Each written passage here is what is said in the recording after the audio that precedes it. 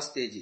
215वीं श्रव्य कणिका सत्यार्थ प्रकाश स्वाध्याय एवं प्रवचन माला आप सभी धर्म प्रेमी महानुभावों का हार्दिक स्वागत है। हम सप्तम समुल्लास में ईश्वर एवं वेद विषय को सत्यार्थ प्रकाश के माध्यम से समझ रहे हैं, जिसमें हमने स्तुति प्रार्थना उपासना प्रकरण के अंतर्गत प्रार्थना प्रकरण को विस्तार से बताने की कोशिश की। कुछ बातें अभी रह गई हैं, तो आगे उसका व्याख्यान कर रहे हैं कि ऋषि दयानंद लिखते हैं, जिस जिस गुण से युक्त परमेश्वर को मान तथा उन गुणों को अपने में धारण कराने के लिए और जिस जिस दोष व दुर्गुण से परमेश्वर को और अपने को भी पृथक मान के परमेश्वर की प्रार्थना की जाती है, वह विधि और निषेध मुख होने से सगुण निर्गुण प्रार्थना कहती है।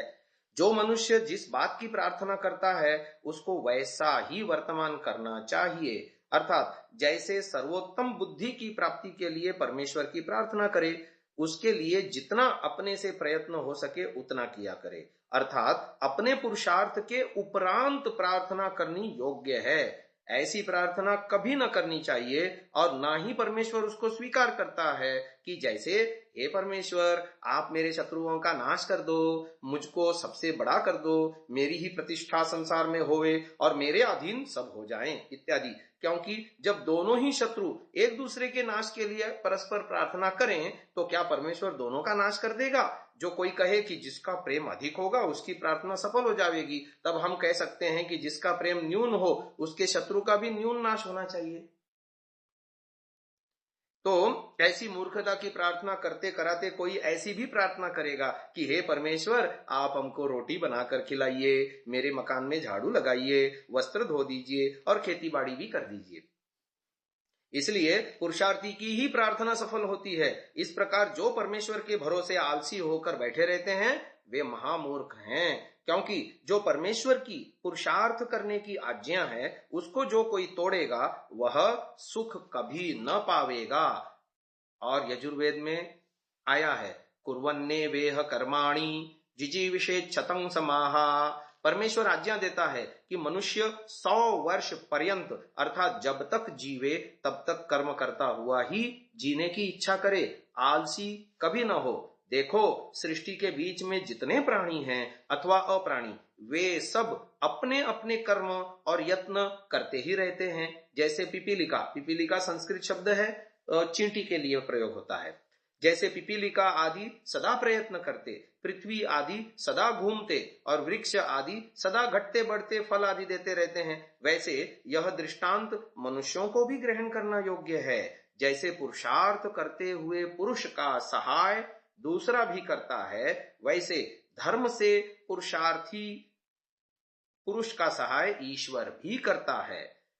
जैसे काम करने वाले पुरुष को भृत्य यानी सेवक कहते हैं और अन्य आलसी को नहीं, देखने की इच्छा करने वाले और नेत्र वाले को दिखलाते हैं, अंधे को नहीं। इसी प्रकार परमेश्वर भी सबके उपकार करने की प्रार्थना में सहायक होता है, हानिकारक कर्म में नहीं। जो कोई गुड़ मीठा है ऐसा कहता ही है, उसको गुड़ प्राप्त व उसका स्वाद प्राप्त नहीं होता, और जो यत्न करता है उसको शीघ्र व विलंब से गुड़ मिल ही जाता है। तो ये प्रार्थना के संबंध में इतनी बातें सत्यार्थ प्रकाश में आई हैं। अब उसका थोड़ा सा और विस्तार करते हैं। जिस जिस गुण से युक्त परमेश्वर को हम मान रहे हैं तथा उसके गुणों को अपने में धारण करना चाहते हैं, उन उन गुणों की हमें प्रार्थना करनी चाहिए। जब वो प्रार्थना विधि मुख होती है तो सगुण कहलाती है, और जिस जिस दोष अथवा दुर्गुण से ईश्वर को पृथक जानकर और हमें अपने को भी उससे दूर रखने के लिए परमात्मा से प्रार्थना की जाती है, वह निषेध मुख होने से निर्गुण प्रार्थना कहलाती है। इस प्रकार शुभ गुणों के ग्रहण की प्रार्थना सगुण और दोषों से छुड़ाने की प्रार्थना ईश्वर से सहायता चाहना निर्गुण प्रार्थना है। दुरितानि परासुव तथा भद्रम आसुव एक ही मंत्र में क्रमशः निर्गुण और सगुण प्रार्थना के उदाहरण हैं। पानी तैरने में उसी की सहायता करता है जो स्वयं अपना हाथ पैर मारता है। इसी प्रकार पुरुषार्थ पूर्वक की गई प्रार्थना ही सफल होती है। जो प्रार्थना भर करके आलसियों की तरह होई है वही जो राम रचि राखा, और भी बहुत सारे जुमले आते हैं, को करी जतन बढ़ावे साखा। इस विश्वास के साथ परमेश्वर के सहारे बैठा रहता है, और बड़े बड़े जुमले लोगों ने बना रखे हैं, अजगर करे न चाकरी, पंछी करे न काम, दास मलुका कहे गए सबके दाता राम। हाँ? और फिर आलसी लोगों के और भी जुमले होते हैं। उलट कबीर होता है, कबीर का तो वचन था, कल करे सो आज कर, आज करे सो अब, पल में परलय होवेगी बहुरी करेगा कब। और ये आलसी आदमी, उसका उलट कबीर का वचन क्या कहता है, वो आज करे सो काल कर, काल करे सो परसों, जल्दी जल्दी क्यों करता है, जीना है अभी बरसों। तो ऐसा आदमी जो परमेश्वर के सहारे तो बैठा रहता है और खुद कुछ प्रयत्न नहीं करता, देर सवेर कभी अपने लक्ष्य को प्राप्त नहीं करता, परंतु जो अपनी सहायता खुद करता है और फिर परमेश्वर से प्रार्थना करता है, वह देर सवेर अपने लक्ष्य को प्राप्त कर ही लेता है। कुर्वन् एव इह मतलब इस संसार में, संसरति इति संसारः, निरंतर चलता है, इसलिए इसका नाम संसार है। जगत भी गति करने से ही जगत कहा जाता है।